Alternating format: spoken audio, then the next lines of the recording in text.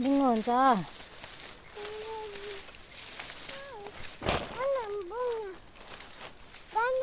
बुङ्गो हुन्छ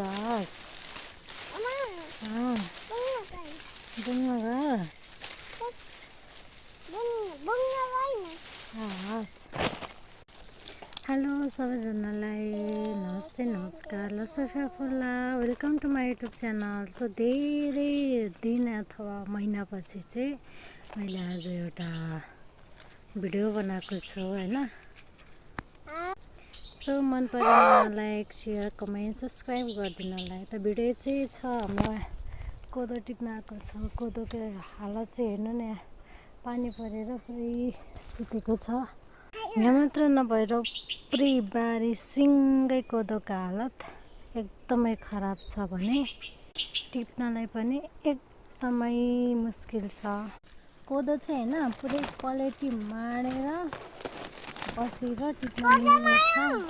तर के गर्नु, एकदमै खोज्नु पर्ने कोदोहरू पानीले गर्दा जस्तै पानी आएर पुरै कुहिएर हैरान्छ।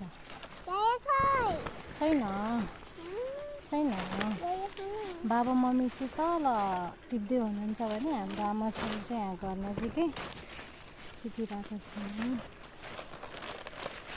हाम्रो यतातिर चाहिँ भर्खरै सुरुवात भएको छ।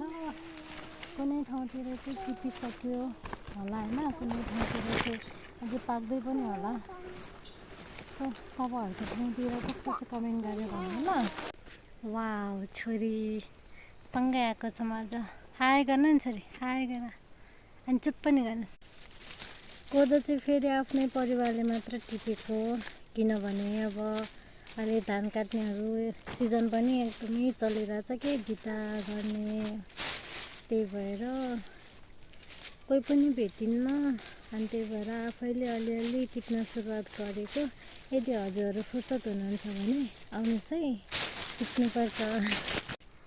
हाम्रो आमा छोरी चाहिँ सो हामीले खाएको, मलाई चाहिँ एकदमै तितो लाग्यो, ऊ चाहिँ खाइरहेछ।